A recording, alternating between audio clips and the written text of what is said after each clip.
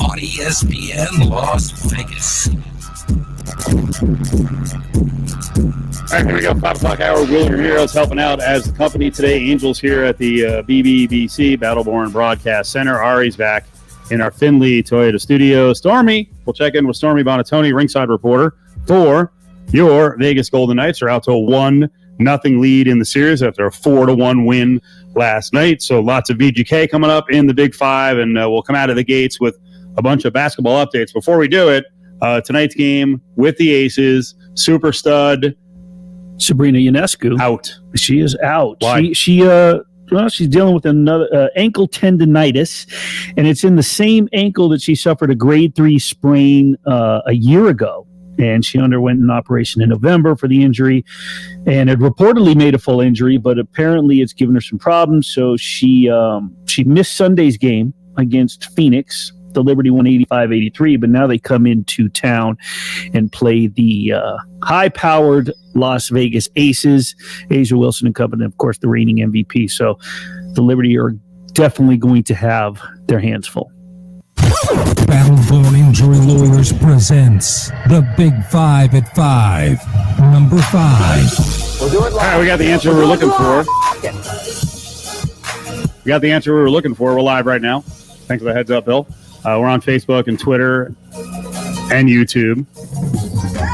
James Harden, yay or nay? He's playing. He's playing, and man, the Vegas boards, gambling numbers around the country, things are moving quick. Do you see any pick'ems yet? Because it went from 4.5 at one point. It was sitting at 3 most of the day, 2.5. I just got the Bucks -1. But Harden is going to play. He is going to give it a go. How much he plays, how effective he is, who knows? Yeah, I kind of was reminiscent of the old Vegas days with Jerry Lewis and Ed McMahon. Look at the tote board, because I'm looking at the live lines and the screen's just flickering and the line just dripping and the total climbing. Harden back. It's funny because the rundown says pressure on KD. Well, I don't know how much pressure now, but if there was one game that, let's just go back for a minute before he went out there, because Brian Mahoney, my colleague with the Associated Press, had said that he went out there and put forth the warm-up and the workout, and he looked fine when he walked up the court. Well, let's say prior to that, I mean, if there's one game when you're arguably one of the greatest scorers in the world and possibly of all time, I mean, if there was one game that he needed to step up and to part of a defensive anyway, I think this is definitely a boost in Brooklyn's favor. But the same token, that line is holding steady at Milwaukee. I wonder if the Sharps are holding it there, and if it's telling you something, just the way that the Bucks played in Game 3. Forget Game 4 when they lost Irving, but I've been really impressed with the defensive nature of this series, and a little surprised, I'll be honest with you. Number 4. News coming down last day and a half. Gerard Gallant has a job again. He's got a job with the Rangers in New York. Good coach. A little bit old school. Obviously didn't mesh with the guys upstairs with the Golden Knights after a while. He certainly meshed year one because he took an expansion team to the Stanley Cup Finals. So what do you think of the hire? I like the hire. I was watching you guys last night when I got home from the Golden Knights game, and the whole, his temperament and the New York media and how he's going to handle that. And I think that his somewhat no-nonsense approach and no bull and bit of brashness, if you will, I think he'll be fine. He really didn't have a problem when you question. The one time I remember him walking off the dais was with the Review Journal's Dave Shane, and Adam will tell you this, and I think he's probably told this story. It's no secret after the fact. He came back. It was a matinee game, and then there was a college game afterwards, some hyped up, doubleheader. He came into the press room, and Graney and Adam were giving him crap, saying, man, how could you attack Dave? And Gallant started laughing. He said, man, I really like Dave, and it wasn't him. It was just that irritating question before that. Right.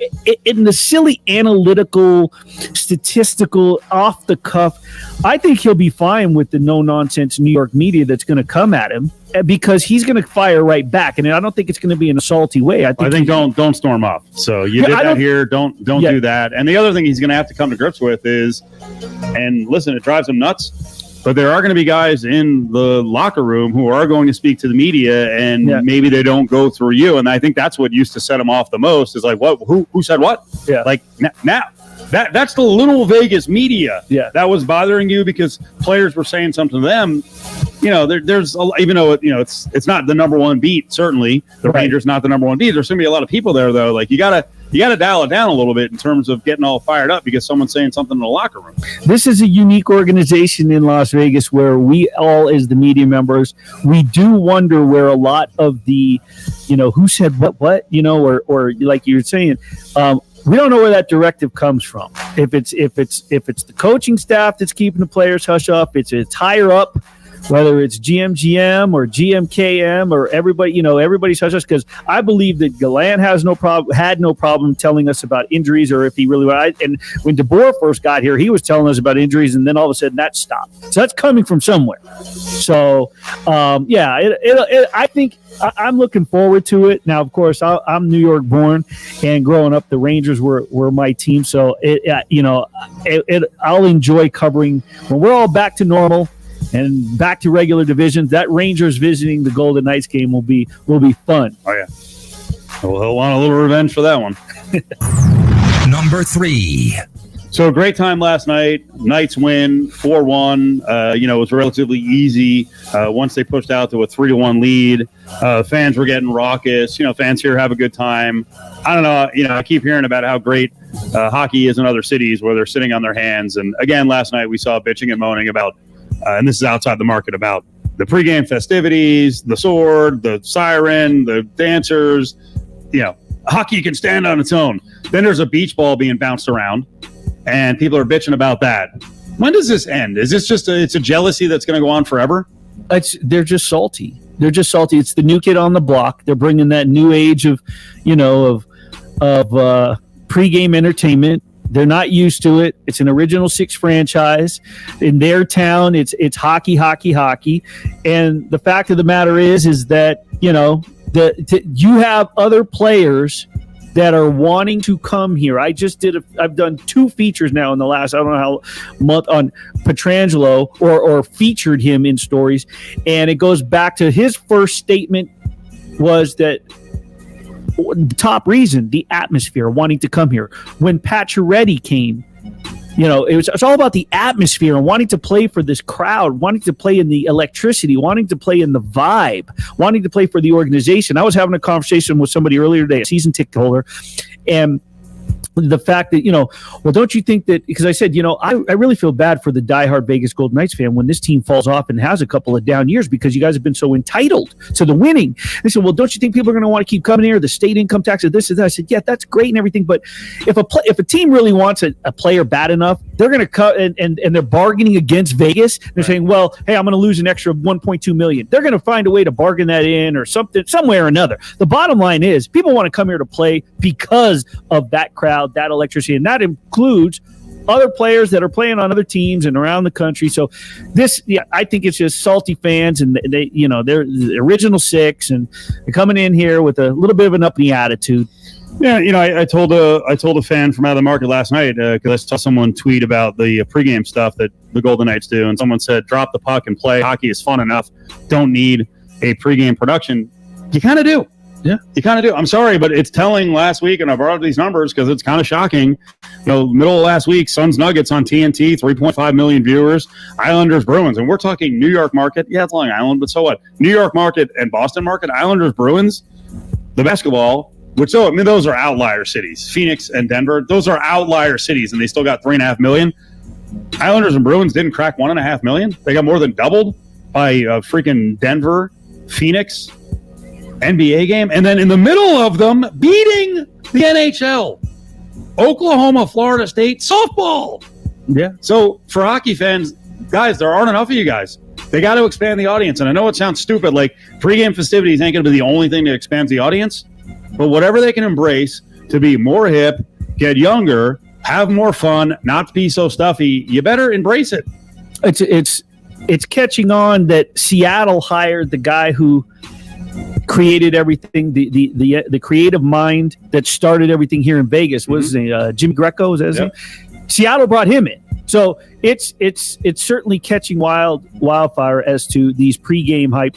And you better believe that the NHL loves it. Oh, of course. So of course, everyone's sitting on their hands in a super quiet, nervous playoff environment. Sucks. No one wants that. Jay Lawrence, who's watching our video right now, you can comment up on either on our Twitter feed or on Facebook or on YouTube. Jay Lawrence said, it's just jealousy. I see it from my friends who are hardcore hockey fans. They hate VGK. And I see a lot of that out there. Oh, there's definitely haters. I mean, and the success, first 4 years, how dare you? You know, I mean, that fuels it. If this team was as bad as it was quote unquote supposed to be as an expansion team, there probably wouldn't be as much hate. There would be more laughter, and it would be more like, you guys have a great show, but you got a crappy team. But now it's, shut that show down. By the way, what do you think is going to happen to Seattle next year? They have all this entertainment if they do suck. I saw the first number I've seen for their over-under for total points is 66.5. If they're a dreadful team, you think anyone's going to care about what their pregame festivities are? Not in Seattle. Not the fans. No. But outside the market, no one's going to care either. No, and they're not going to say a word. And it's Vegas. Yep. It's Vegas. If Seattle's successful, even halfway to what Vegas did in its inaugural season, NHL fans around the country aren't going to care about their pregame. It's Las Vegas. It's a whole thing about Vegas. Jealous. Yes. Number 2. This matchup the rest of the way is Golden Knights take the 1-0 lead in the series with a 4-1 win last night. Carey Price was okay at times. It was great at times. Not, he got freaking dominated on a couple of the shots. For you, is this series Fleury against Carey Price? Because I actually think it's Carey Price against the Knights in general. To me, he's gonna have to play freaking out of his mind. Based on what I saw last night, he's gonna have to play out of his mind. I don't think it's a head-to-head goalie thing. Fleury's gonna be solid. Right. Carey Price is gonna have to play at another level. Fleury's the one that sort of initiated that from answering a question. Is that this is not me against, or he doesn't look at it like that. The fact of the matter is, it's Fleury against the Canadians, and it's like you said, it's Price versus the Golden Knights. Fleury's playing out of his mind. I think 9 of his 14 starts, he's allowed 2 or fewer goals. A couple more, it's 3 or fewer. So it's not the head-to-head matchup, no, because there are so many other storylines. Obviously, Vegas's depth. The Canadians, in terms of just what they did against Toronto, the win streak, the 7-game win streak, winning 3 straight, coming back against, and the drive to back to the top of the NHL, if you will, or into the Final Four. So it's not, but I definitely see your point in that Price versus the Golden Knights and all that depth. Think about last night, they won 4-1, and the top 2 lines. Nothing. Crazy. What was it, 1 point? Stevenson had an assist. So, I mean, and you go back to the Colorado series where the fourth line had production and Pietrangelo finally scored his first goal. Theodore's first goal last night. First time this postseason 3 defensemen scored in a game for a team. So, I mean, what's going to happen when the first 2 lines light it up? So yeah, it's not Fleury versus Price, but they're definitely part of the headlined storylines in terms of Fleury shutting down Montreal and Price having to face that high-powered, deep Golden Knights offense. Number 1. So let's build on that. Okay. The depth. Yeah. Do you see it with the Canadians? How are they going to counter this? Because you could tell if you're watching the game on TV, there was a point where Micheletti and Forsman are just like, the Montreal can't do anything. It just keeps coming at them, and there's no room. Right. And it's a great story. I was pulling for Montreal. I wrote some sports betting analysis over the last month in the playoffs, and I was writing up Montreal. I liked what I saw. And it was more so as to lulls I saw in Toronto's regular season, flaws that I saw Montreal could take advantage of. I thought Winnipeg, I don't know how the heck they swept Edmonton. I mean, Connor McDavid has to be just beside himself. But the fact of the matter is, Vegas faced a team that it was supposedly didn't want to face in the first round, that being Minnesota.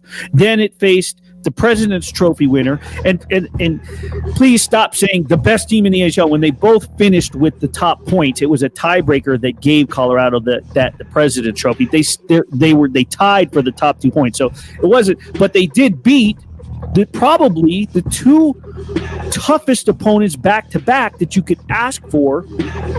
So they came in more battle tested, in my opinion, than Montreal, and found their depth along the way. So it makes them more dangerous. And no, I don't think that Montreal has an answer when everything's clicking.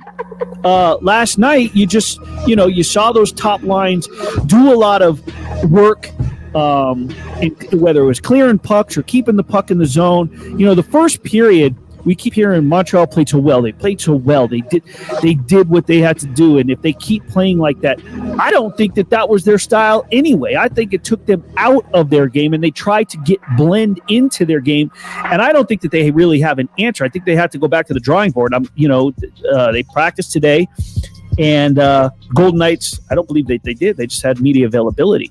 So I don't know if Montreal has an answer. I really don't. And going into the series, last week, I don't know if the series has been decided, but then I also did on the sister station on Raider Nation Radio. Vinny had me on. He asked me what was going to take place. I said 5 games. Golden Knights, it's not going to be what people think. They're not providing Montreal is not going to provide the threat that Minnesota did, that everybody thinks it's similar. I do not think so. I think Vegas is heads and shoulders above. They're going to pull away. I think Montreal will probably get one back there, right, and back here game 5, and they end up clinching a 3rd straight series in Las Vegas and head back to the Stanley Cup. Well, it's going to be tough on Montreal if Pietrangelo continues to play like this, and Shea Theodore's kind of getting his confidence back at the end of the last series. Yeah. You saw last night, and he was integral in the first 2 goals. He got the first goal, blasting it past Price, and got a nice shield in front of the net, and then a shot fake, which you almost never see. And Price was just like, it was a thing of beauty. Done. Yeah. And Martinez is like, okay. Yeah. And it's funny because Shea said, well, he was yelling at me, and he was right, but he wound up for that, and it just drew Price out of the crease or to the front of it and left that net wide open. So I mean, I think that I just think that the skill level is above and beyond. The playmakers are there. Whether you're talking about the blue liners, whether you're talking about the 4 lines, even the 3rd and 4th lines last night. I mean, the production.